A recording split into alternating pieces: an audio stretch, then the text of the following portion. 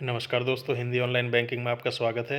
दोस्तों, अगर आप इस चैनल पर नए हो तो चैनल को सब्सक्राइब कर देना, वीडियो अच्छी लगे तो शेयर कर देना, कुछ समझ में ना आए तो कमेंट कर देना। दोस्तों, आज मैं इस वीडियो में आपको यूनिफाइड पेंशन स्कीम के बारे में बताऊंगा कि ये क्या है और कब से लागू होगी और कितनी पेंशन इसमें मिलेगी। दोस्तों, केंद्र सरकार ने यूनिफाइड पेंशन स्कीम को मंजूरी दे दी है। प्रधानमंत्री नरेंद्र मोदी की अध्यक्षता में 24 अगस्त को हुई केंद्रीय कैबिनेट की बैठक में एकीकृत पेंशन योजना यानी कि यूपीएस पर मोहर लगा दी है। यूपीएस के तहत केंद्र सरकार के कर्मचारियों को रिटायरमेंट के बाद निश्चित पेंशन मिलेगा। यूपीएस और साल 2004 में ख़त्म कर दिए गए ओल्ड पेंशन स्कीम ओपीएस में कई सिमिलरिटीज़ भी हैं।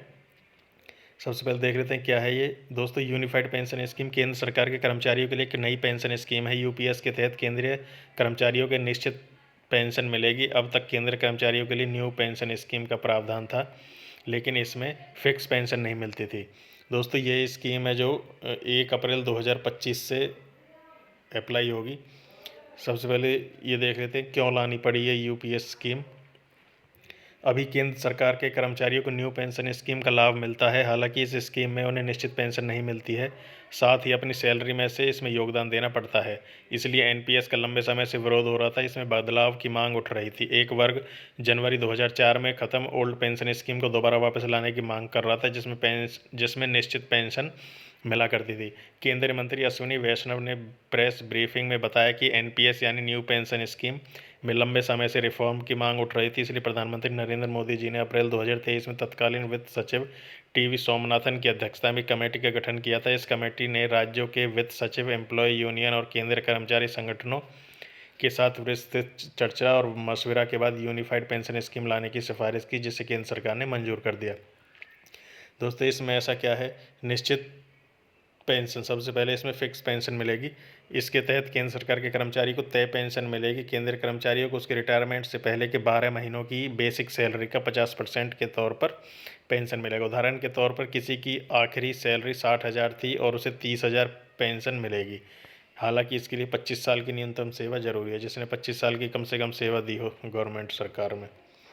निश्चित पारिवारिक पेंशन। अगर किसी कर्मचारी को रिटायरमेंट के बाद पेंशन मिल रही है और उसकी मौत हो जाती है तो उसके परिवार को पेंशन का 60% हिस्सा मिलेगा।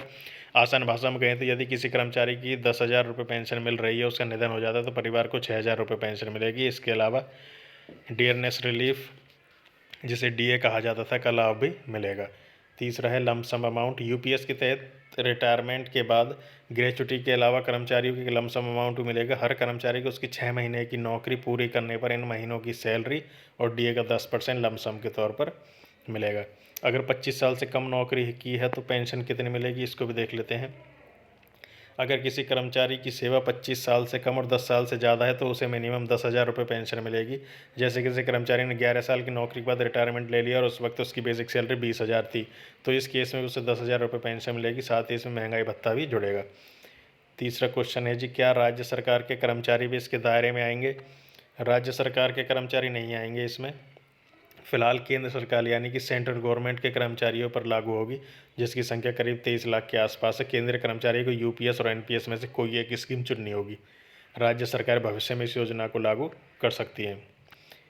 इसके बाद है जो रिटायर हो गए हैं, क्या उन्हें भी यूपीएस का लाभ मिलेगा? केंद्र सरकार के मुताबिक यूपीएस का लाभ उन केंद्रीय कर्मचारियों को भी मिलेगा जो 2004 के बाद से एनपीएस में कवर्ड थे और रिटायर हो चुके हैं। सरकार के मुताबिक ऐसे केंद्रीय कर्मचारी जो 31 मार्च 2025 तक सेवानिवृत्त होने वाले हैं या हो चुके हैं, उन्हें यूपीएस का लाभ मिलेगा। ऐसे कर्मचारियों ने एनपीएस के तहत जो भी पैसा निकाला है उसे समायोजित करने के बाद यूपीएस के तहत बकाया एरियर दिया जाएगा। दोस्तों, सरकार के मुताबिक एरियर का पैसा देने के लिए 800 करोड़ रुपए मंजूर किए गए हैं। तो दोस्तों, ये स्कीम है यूपीएस जो अभी अभी लागू की गई है और एक्चुअल में बाद में 1 अप्रैल 2025 से अप्लाई होगी। और इसमें मिनिमम इसका लाभ उठाने के लिए 25 साल की नौकरी होनी ज़रूरी है। ऐसा नहीं है कि 25 से कम है उसको नहीं मिलेगी, उसको भी मिलेगी। 12 महीनों की बेसिक सैलरी का 50%। तो दोस्तों, इस वीडियो में बस इतना ही था। ये हॉट टॉपिक चल रहा था, सोचा पता होना चाहिए, इस वजह से इस पर वीडियो बनाई गई है। अगर आप इस चैनल पर नए हो तो चैनल को सब्सक्राइब कर देना, वीडियो अच्छी लगे तो शेयर कर देना, कुछ समझ में ना आए तो कमेंट कर देना। बहुत बहुत धन्यवाद।